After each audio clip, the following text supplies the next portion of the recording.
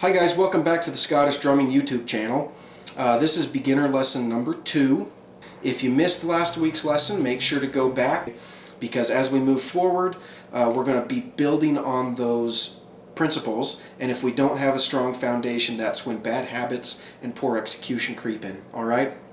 So today, lesson number 2, we're going to talk a little bit more about the mechanics of our grip, specifically what part of our arms and hands should be moving when we're playing certain strokes and stuff like that.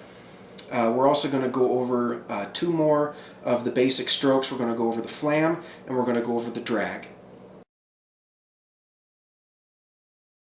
Now, my stick and my arm should be in line with each other, alright? It should be kind of tucked up right there in the middle of your palm, alright? So, that's my right hand.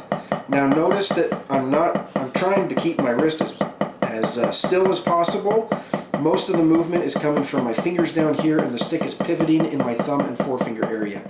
I'm also nice and relaxed and have a lot of space right there. I'm not pinching it off. I'm not tight and contorted. I'm trying to be as loose and relaxed as possible, but at the same time I'm trying to keep in mind that all the movement should be coming from my fingers, alright?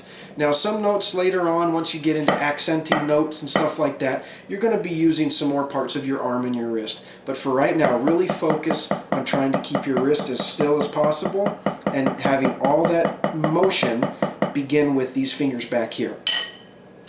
Our left hand in the traditional grip. With the left hand, imagine yourself opening a doorknob, okay? That's the same motion that we're going to use. We're not going up and down with our stick to make these notes.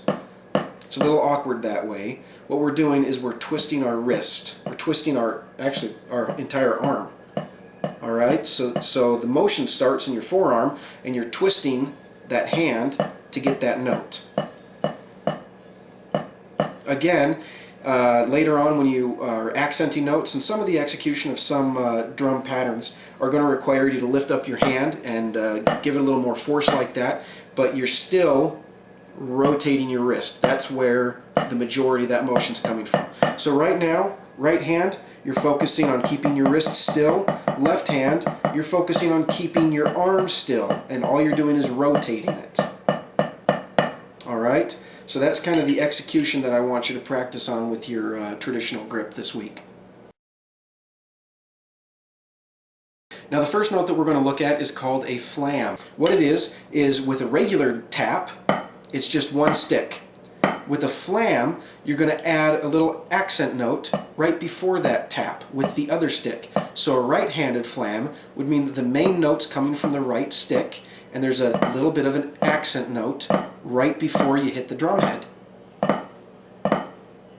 Notice that the main sound from this flam is coming from the right stick. I'm actually bringing it up just a little more to give it a little bit of an accent, but there's a little bit of a grace note with my left stick.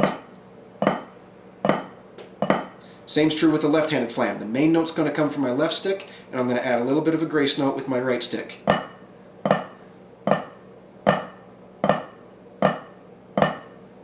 I'm not separating those notes so much that they would be separate eighth notes or even separate 16th notes. I'm trying to keep them fairly close to each other, but I'm also not double stopping it and hitting the drum at the exact same time with both sticks intentionally. Alright, I have my metronome set for 70 beats per minute. So it's going to give us a good steady beat to start on these flams, because they can be a little bit difficult, because first you have to get your brain wrapped around kind of the mechanics of what it is that we're doing, and then you have to get that somehow to transfer down into your hands and become a little more coordinated with it. Once you understand the flam and you play it enough times, it becomes smoother and it's easier to execute. But for right now, let's keep it at 70 beats per minute, and we'll do 8 with the right and then 8 with the left. Alright? Ready, go. Right.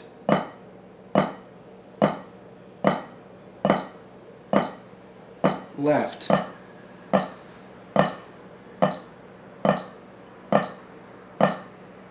Right.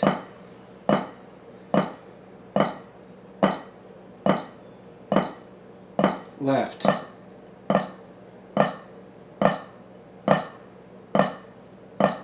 Let's try to alternate them. Right, left, right, left.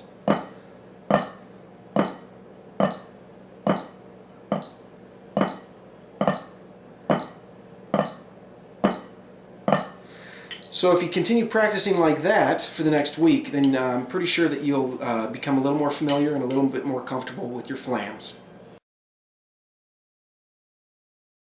Now the next note that we're going to look at is called the drag. The drag is similar to the flam in that there's a main note and there's a grace note, but the grace note in this instance for a drag is going to be a dead stick, which means I'm just touching it onto the drum head and trying not to let it bounce and trying not to let it buzz, but trying to just be a dead stick to it, all right? So a right-handed drag would look like this. A left-handed drag would look like this. So we're going to do the same thing. We're going to have my metronome at 70 beats per minute, and we're going to do 8 with the right and then 8 with the left, and then we'll try to alternate them again, all right? Ready, go. Right.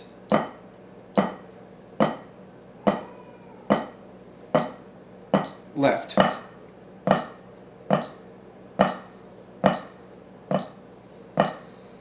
Right.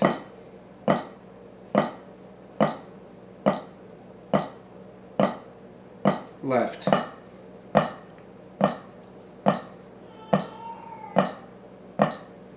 Alternate them. Right, left, right, left, right, left, right, left.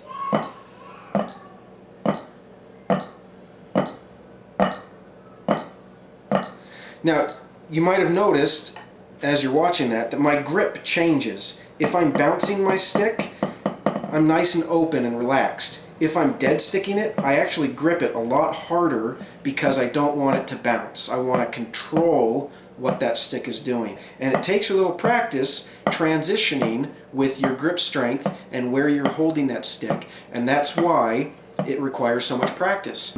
I really want you to work on continue building the strength and the familiarization with your traditional grip. Then we'll have some more material for you in the next lesson to keep you going. Thanks and happy drumming. Thanks for tuning into the YouTube Scottish Drumming channel.